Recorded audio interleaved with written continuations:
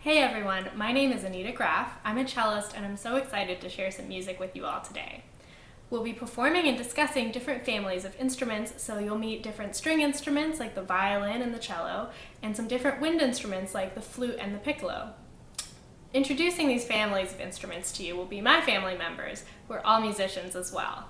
So I don't remember exactly why I wanted to play the cello specifically so badly, because I started asking for lessons when I was 2 years old. And my family thought I was too young, and it's hard to even find a cello small enough for a child that small. So I had to wait until I was 4 years old to start taking cello lessons, and I played piano at the same time as well. However, I always loved the cello the most, and I knew that that was what I wanted to do with the rest of my life. The first two pieces I'm going to play for you are taken from a much longer work called a suite for solo cello. While these two pieces belong to the same work, they sound very different. You might notice some of these differences. One is perhaps very fast and one is slow. One might make you feel happy and one might make you feel a little sad. Take some time to write down what are the differences you notice.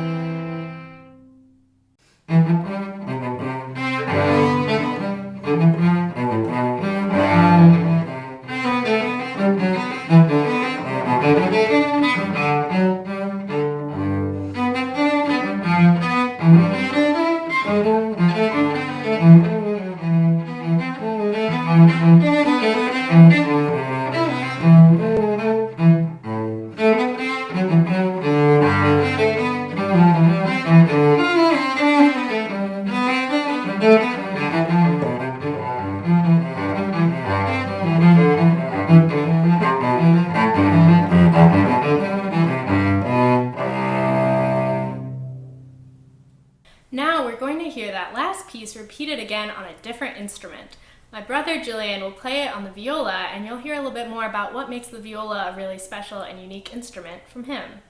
We're about to hear the same piece played on viola. What's different and what's similar about these two instruments? Well, the viola is an octave higher than the cello. It has the same strings. But typically when you make things higher in register, they sound a little bit brighter, a little bit happier, a little bit sunnier. And so it gives the sound and the music a little bit of a different character than you would find on the cello. Also, when you transfer the music to the viola, it gives the music a different timbre. The way I think of timbre is the characteristics to somebody's voice, how they sound, what differentiates them from somebody else. And actually things like timbre are why there are multiple recordings of the same piece, because each person is different, each musician is different, and when they play the same piece, you get different interpretations, you get different sounds, different characters of the piece that might speak to you differently than another recording.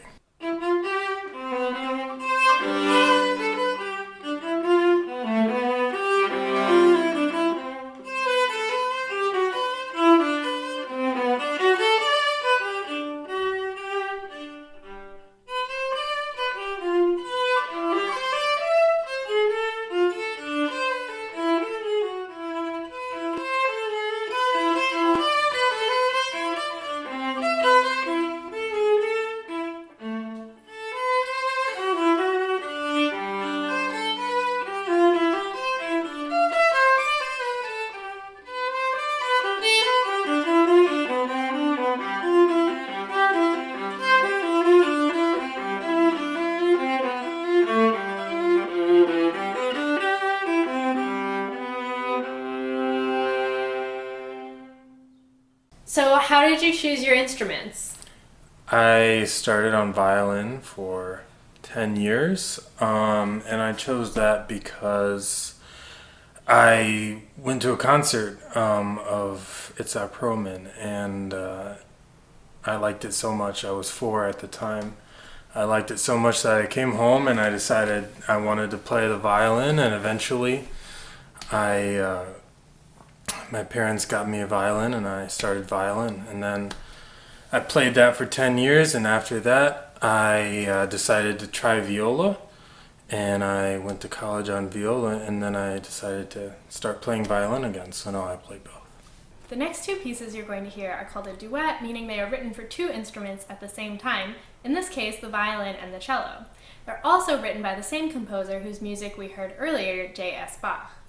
The thing that these two pieces have in common is that they're in the same key, meaning that they're centered around the same core note. The difference, however, is that one is in a major key and one is in a minor key.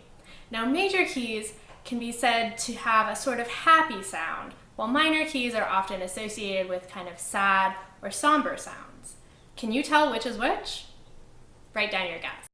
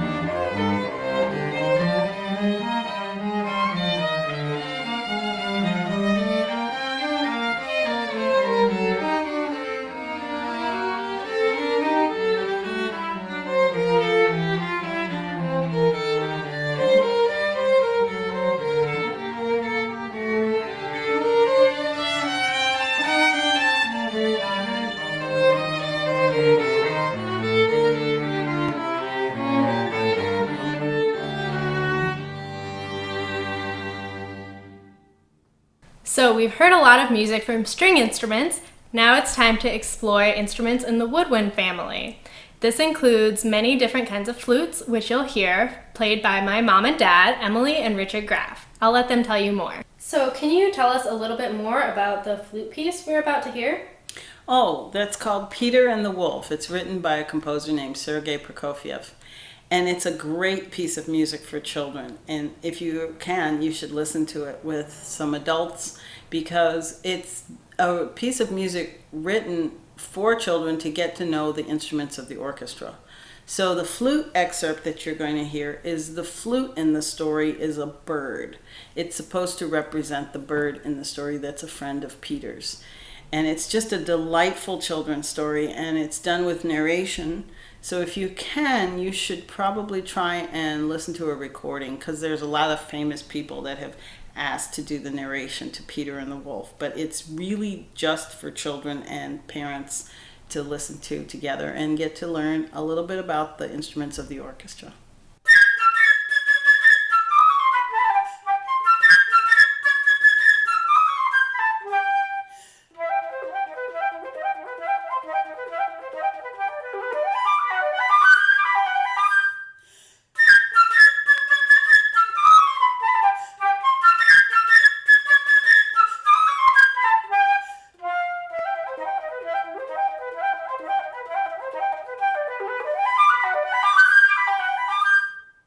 So how did you decide to play flute?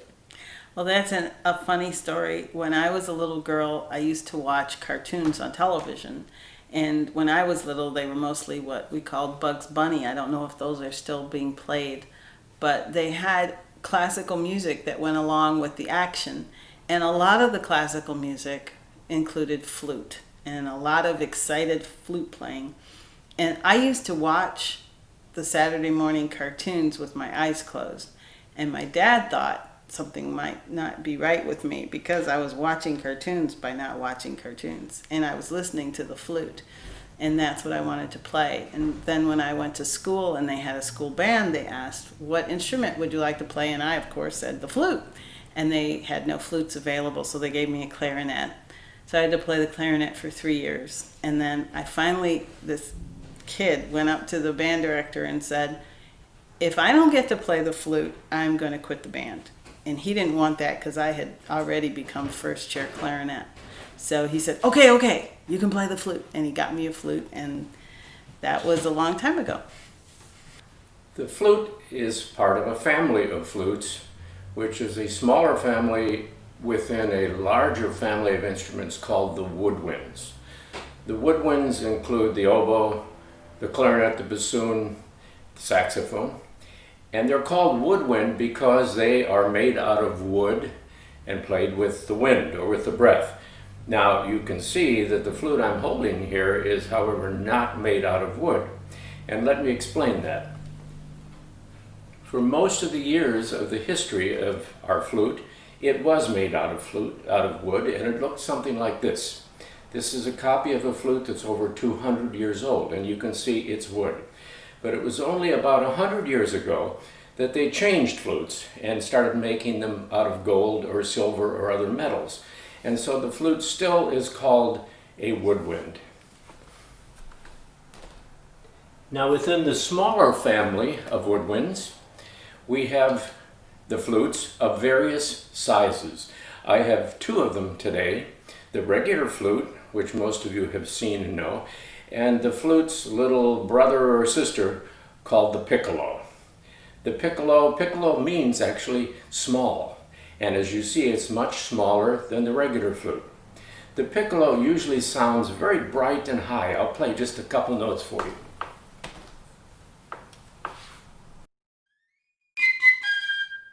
It's a very happy, high-sounding instrument.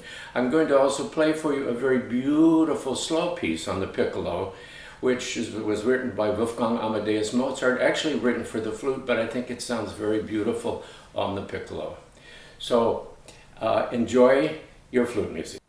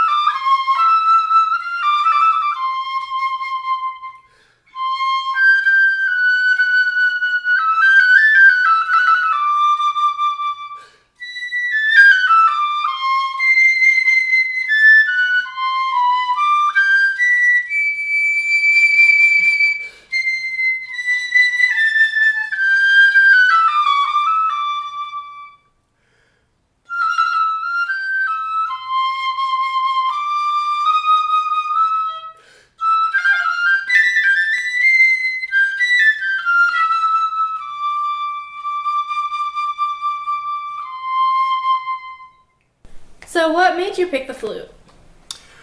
Well, I started my music study when I was about 7 or 8 years old on the piano.